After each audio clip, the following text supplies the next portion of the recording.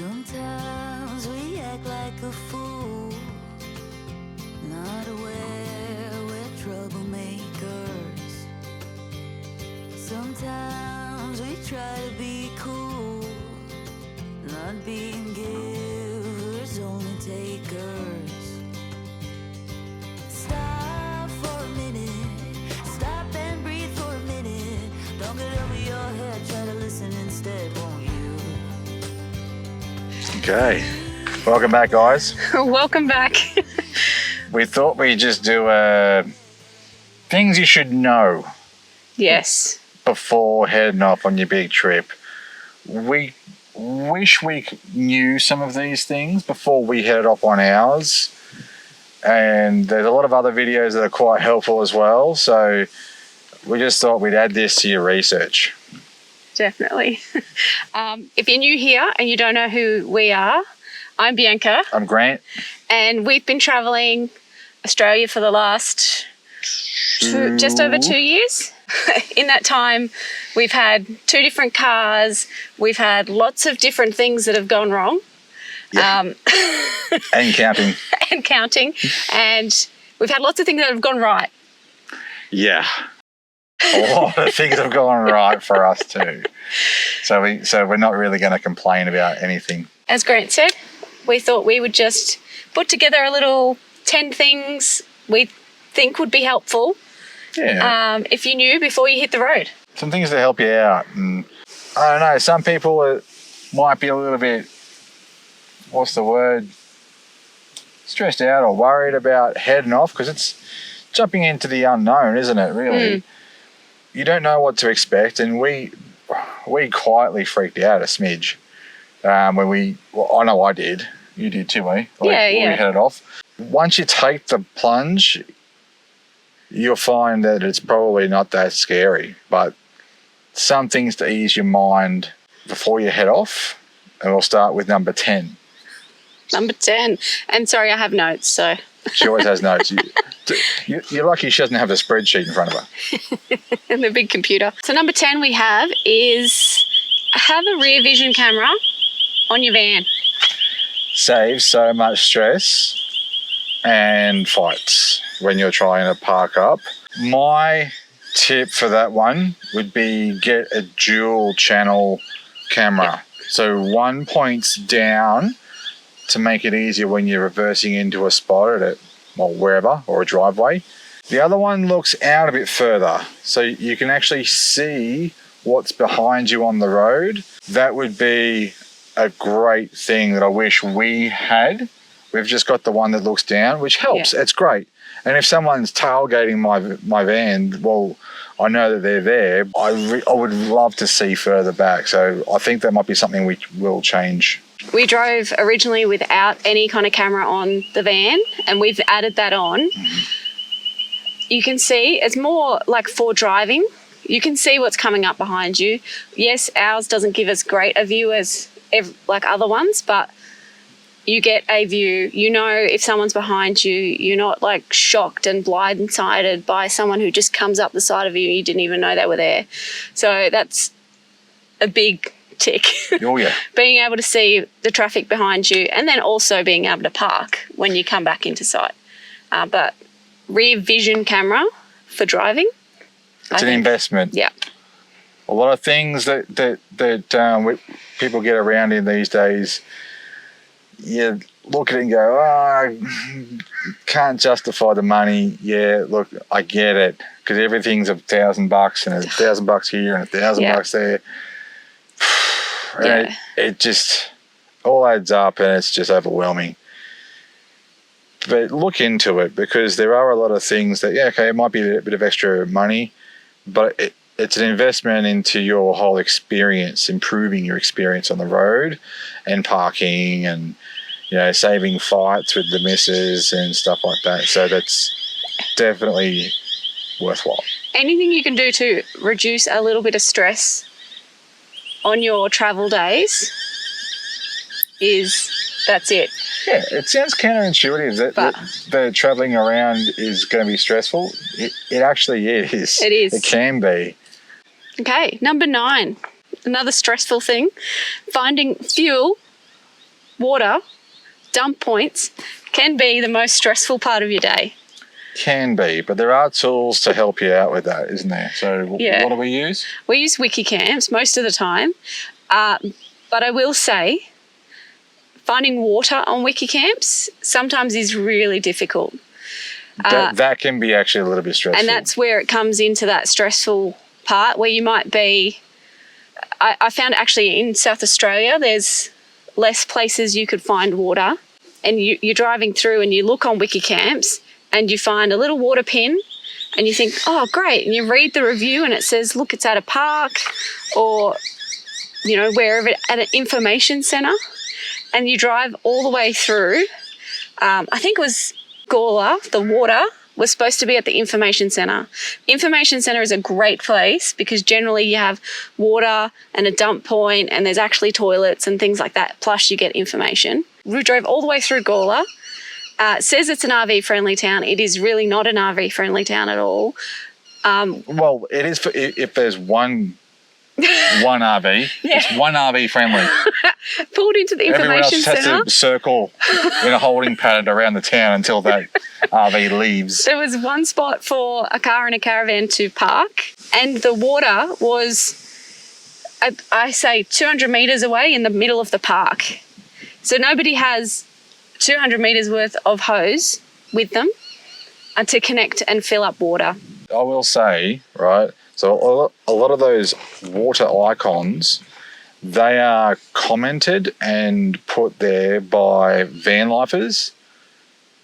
Yeah. So they usually just have a jerry can, so that it doesn't matter where it is. They don't need a hose. They just walk and fill up a jerry, chuck it in their van, and off they go. They're good for those things, but you need to find an actual water station, a water tap, an accessible like parking bay with water. RV parks have them, rest stops, some have them. Yeah.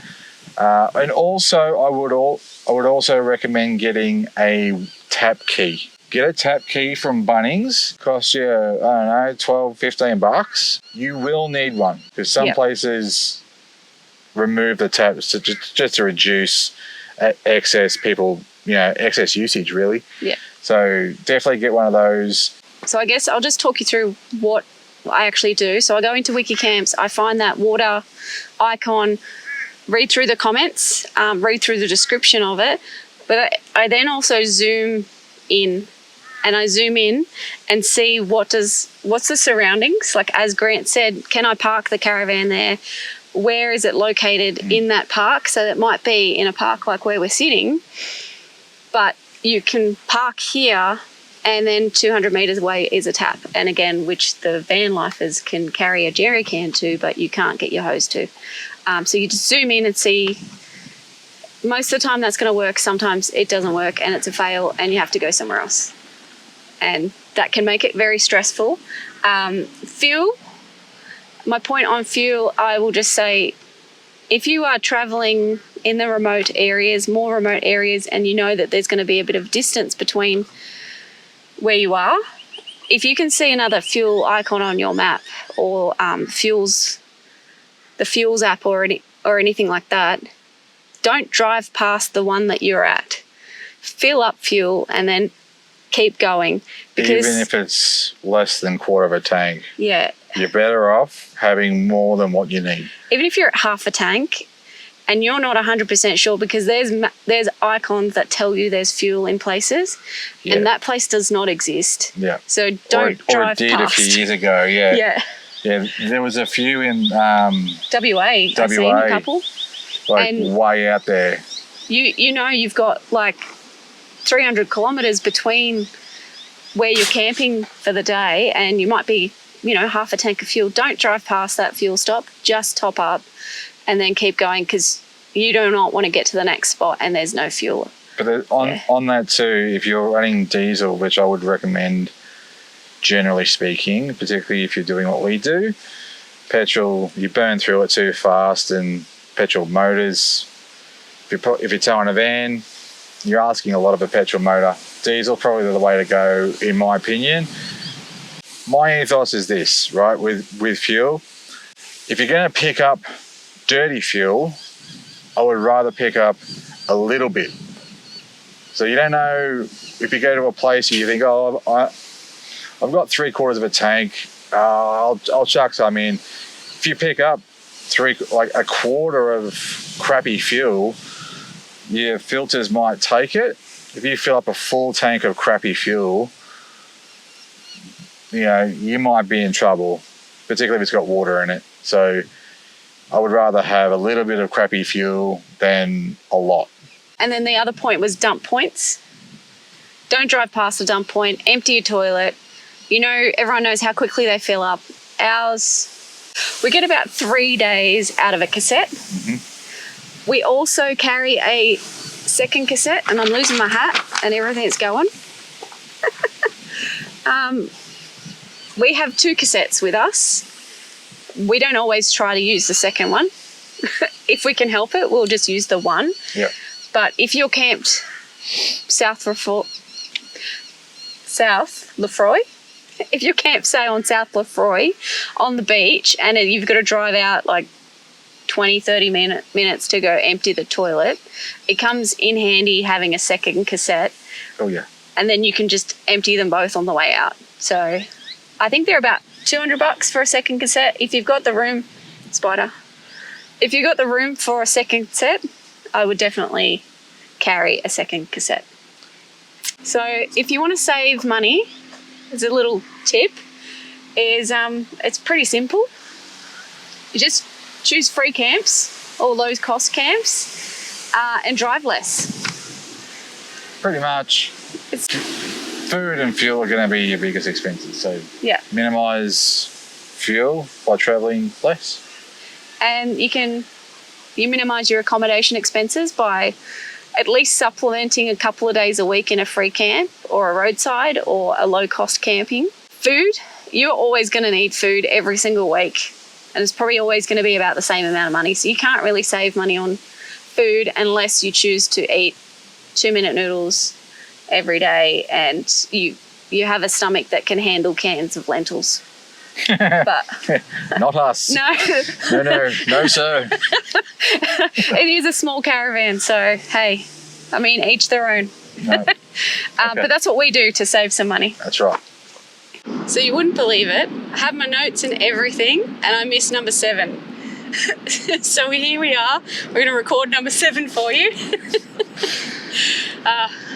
Can't take me anywhere. Here's for being organised, eh? Exactly. So number 7 is just go see the places you want to see. Yeah, listen to people, but take their advice with a grain of salt, right? Yeah. Because if you listen to everyone, you won't get anything done. So. Yes. Like, there are places that people recommend to you to go visit, and you might get there and not really like it. There are places that you really want to see and you have everybody telling you not to do it. Don't go there. When I went there, it wasn't very good. Like, everybody's opinion is valid to them, but do what's best for you and go and make sure you visit the places you actually want to visit, because it could have been bad for them because the weather was bad, or someone was grumpy when they were there, or they had a bad experience with mosquitoes. Yeah. You never know what their situation was. But if there's a place that you actually want to go visit it. Don't listen to what anybody says. Just go and live your life. We're not saying ignore people's warnings and things like that. Like, if a road's closed, or if somewhere is not good for a really, really, really good reason, take it into consideration. Do your own research and make your own decision. So don't ignore people's advice entirely. Take it into consideration and weigh it up. That's all we're saying. Yeah. So number 6 we've got is plans fail, research is king. All right, so this is one of the biggest ones that we have discovered pretty early on in the piece, where we plan to do this and this and this, and then we're going to head west and we're going to spend some time here, and then we're going to jet north. And it didn't work. It didn't happen. Nothing ever happens the way you expect it to work. So we actually sort of almost entirely do away with plans. We just figure out what we're going to do that day and go from there. Now, on that too, I would also, the research is king part. So you don't necessarily need to have a plan, but at least read about the area that you're going to. Read about what is happening with weather. An example of that would be we're going down to the Eyre Peninsula. Oh yeah. Right. We're going to spend a few days in Port Fitzgibbon. The weather turned pretty sour pretty quick. There was no point in being there. I saw on the satellite that it was going to be a little bit better, a little bit further south, down towards Port Lincoln. So that's where we went. And the weather was a lot better for a couple of days, and then it turned crap too. So there's no point in making plans and then doing all the research. Don't have the plans, but have the research there, because you'll be able to make little plans here and there. But a big grand plan is... Yeah, I think... That's useless. If you set off from home and you think, I'm going to... And you have at every stop that you're going to stay out mapped out. An itinerary. No. And we're going to do 2 days here and 3 days here. And I think that they're the grand plans that we're talking about. You know, they're great, as in, like, how about you just pin some spots that you think are interesting, that you would like to go, use Wikicamps, create a trip in there and pin some different spots in there. Mm-hmm. Drive. When you get close to that area, look at the things you've favorited or added to your little trip planner, and then you can make a decision on the day using your research. Is it windy? What's the weather looking like? All those things. And you can make a call as to whether you want to go there or not, because it may not. Nobody wants to sit on the beach when it's raining.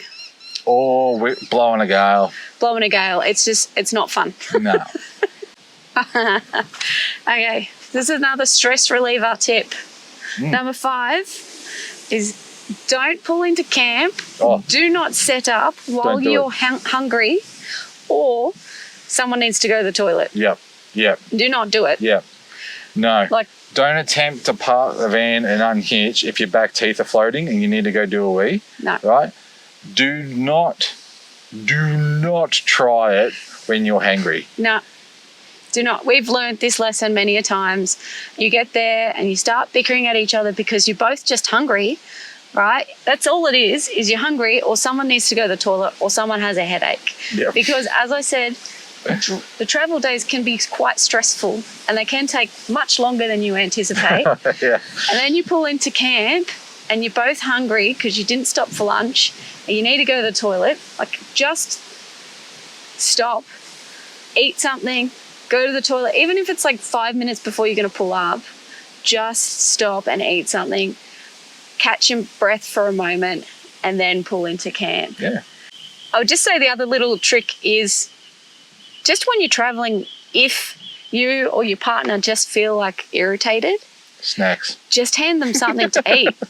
Like, Bianca's got a snackle box. That's it. You just go, that person must be hungry. Don't even take offense to anything that's happening. Just hand them something to eat, or a Panadol. Yeah, and then everything will be fine and you won't be fighting. The Mars ad was right. You're not you when you're hangry. 100%. Or like the oat milk one. What's that one? The oat milk. Hungry thirsty. Oh, hungry thirsty, yeah. Yeah. Hungry thirsty. Don't be hungry thirsty. Like, it's true. Don't do it. It's a real thing. It's got to do with blood sugar, right? So your blood sugar drops and then it sends everything else out of whack. So anyway, that's it. That's an important one. Yep. Write that down. So number 4, when you're buying things for the van, try to buy things that have a dual purpose. Yeah. You've got limited space, you've got limited weight. If you can get something that does 2 things, then that's amazing. So I guess, for example, we bought an esky for the boat to take out when we're fishing. In our canopy, we have opted to stick with our 65-litre Waco, just normal fridge, like a chest fridge. It's a fridge freezer, and we run it as a freezer.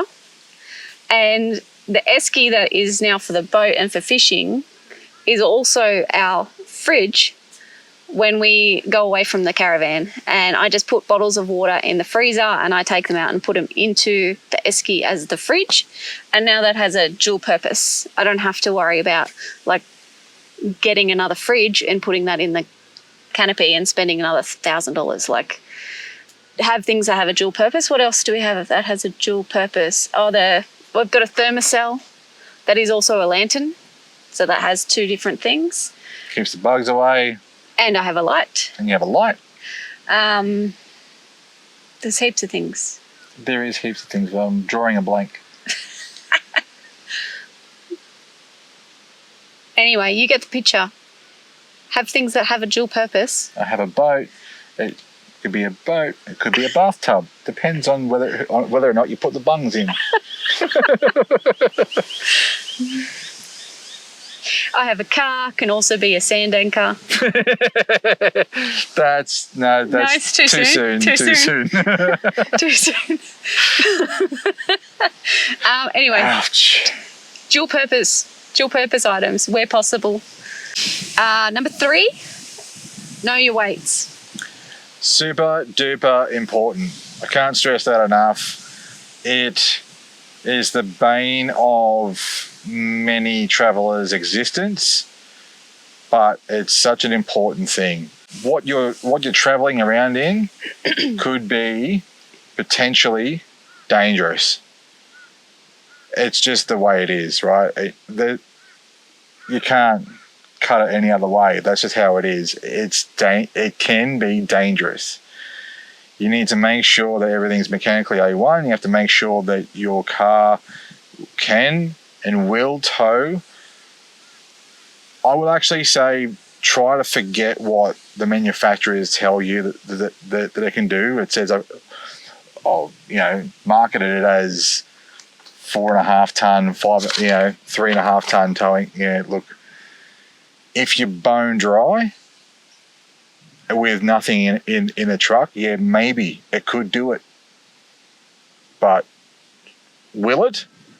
Long term with all your gear in it? Probably not. I don't think that's why we went the way we went. We went with a big truck because we live on the road. We have a bit of stuff with us. So, and now the margin for error is much bigger. Like we're much safer with a bigger truck with bigger weights that we can get away with. Also, people talk about the weights. Carrying weights is important, but it's also the ability to stop that weight. That's just as important. You want to be able to brake. You need to make sure that the caravan brakes are more than adequate, and try to use a bit of skill with braking if you can. Braking and down gearing. I'm not an expert, but I've gotten around the country so far without any incident, so touch wood, it all works. With the weights, it's really, really important. You're going to get pulled over at some point, particularly in Queensland where they're quite strict with caravans, and for good reason too, because there's a lot of us on the road. We've seen some bonkers stuff, just the things that they get around in and what they put on their, SUVs or utes, even 2-wheel drive utes with the Taj Mahal on the back as well. I'm like, okay, we're going this way, you're going that way, we're all good. But those people will eventually come unstuck. You'll hear, you don't have to go far to hear horror stories. So please, please, please figure out what you're going to put in the car. Go get it weighed. Get it weighed. Take things out of the car. Reassess what you really, really need, and then go from there. This is where a plan actually works, because you can go, righto, well, we're now over So what do we need to do to be safe? Do we have to upgrade the GVM, the GT ATM on the trailer, the GVM on the vehicle? Do we need to lose some gear? Do we need to change the hitch? There's a lot of things, and then make a plan from there, like how you're going to afford it, how we're going to get it done, if it's viable for you. So please do your research on weights. Sorry for the long-winded build. Number 2 is do a shakedown trip before you leave, but the second part of that is make sure when you do it, you are close to a major town or as close to a major town as possible. Even for us recently, if you have been watching, if you haven't, go watch a couple of videos. We just had the truck, sorry, I keep saying car. We had our truck, it's secondhand, it's 2017. We bought it in Perth. We brought back to New South Wales and then dropped it off in Brisbane and had upgrades done. We had the canopy, we had lift, we had new wheels, fuel tanks, all the pieces added to it. Brought it home, packed up everything, left. Luckily, drove back through Brisbane, and we have had a whole host of issues, but very thankful that we were so close to a major town, a major city, so we could get everything sorted out. And we weren't in remote. I'm really, really glad that we didn't drive straight to like Cape York and then have issues. So very thankful for that. So do a shakedown. Any modifications you've had done on your trucks, go do a shakedown. Make sure it's all good. Your caravan as well. Learn how to set it up and put it away and have a checklist, to-do list to set up and to pack down and make sure you know all those things. And then, do it as close to a major town as you can. So if anything does go wrong, you can get help and you're not too far away. I'll also add that the shakedown cruise is beneficial for when you're packing your van. So again, back to the weights, it's a weight distribution of the van is really important as well. That can affect your handling, and that's paramount when you're traveling around. So you want all the heavy stuff down low and probably forward of the rear axle, somewhere between the axle and the balls. It takes a couple of goes to get that right, I've got to say, like even for us. So really think about what you need, what you have, and where you're going to put it. And it'll take a couple of goes. So, yeah. Exactly. Be kind to yourself. And we've been traveling for over 2 years and we're still still get it wrong. We're still figuring stuff out. So it's all good. All good. Number 1 is get out here, get out traveling in whatever you own and whatever works for you. Now, we are saying that, yes, I understand that we have an F350 and a Bushtracker caravan, but both of them are secondhand and we haven't paid as much as you think for them. No. But we are sitting there start out with that. On our high horses. Yeah. We did not start out in that. We started with a 100 series Land Cruiser and a rooftop tent and have slowly worked our way up from that. You can get out and travel in anything. If you really wanted to, you can come out here in your Hyundai XL and a swag and an esky. That's what we've done. We started with a swag, a tent, a rooftop tent, a soft floor camper trailer, a forward fold camper trailer, then a caravan. Yeah. And we've had a number of different vehicles as well. Yep. So it really doesn't matter what you're getting around in, but just the important thing is that you start. Get out there and do it. Tomorrow is not promised to everyone. You could be dead tomorrow. Get out and do it now before it's too late. Once you've gotten out here and you've started to do it, and you'll either figure out that it's not for you and you won't want to do it anymore, or you will, and then you'll go, righto, let's invest in this, let's spend some money, let's do what we did, sell the house and get a pretty U-Butte setup. Like, completely depends on you. We don't know your story, but all that matters is that you get out and you enjoy it. You can see in anything that you have. You can also get a job while you're working on the road. That's an important one. You can upgrade as you go. Like, you do not need to leave home with everything. We have not done that. We left home and we left Sydney and we drove through to Broken Hill and we were like, oh, we don't have a shovel. We don't have this. We don't have that. Yeah. And we picked those things up on the way because we just wanted to leave. And as we were traveling and we realized there was like extra things that we hadn't thought of, there's shops everywhere or online and you just get it sent to a post office. So really, like, you don't have to plan it and go, in a few years' time, I'm going to save up and I'm going to buy a caravan. I'm going to do this and this. Yeah. You can travel around, work, still see the country, but work at places. You can work at stations depending on your skills. Stations, resorts, caravan parks, small towns. Farms, they're everywhere. Yep. You know, and some of them are in incredible locations as well. Go there, do some work, you're cashing up. And, I mean, you can go there in your sedan a lot of the time. You can drive there in your Hyundai XL or whatever. Like, it doesn't matter. And get there and then, you know, you save up.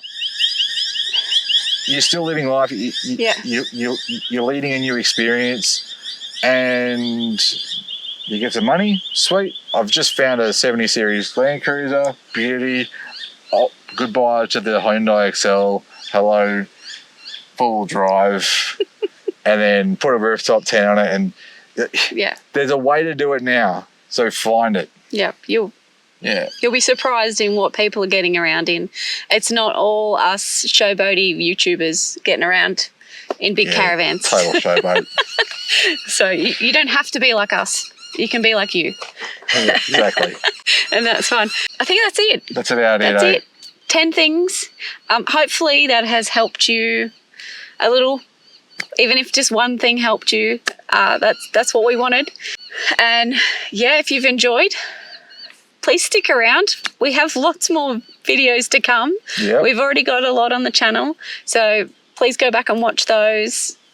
Subscribe. So if you've got any other tips, or not tips, just, what are we calling them? Things. Just little pieces of information. Chunks of knowledge. If you have any other chunks of knowledge, if you have any other chunks of knowledge that you want to share, please just go in the comments, chuck them in. For everybody else, let's just share information with everybody. Yeah, put your little bits of wisdom in the comments and let's... it's a butterfly. And let's just all sort of help each other out. Yeah. Rightio. Thanks for watching. Cheers, guys.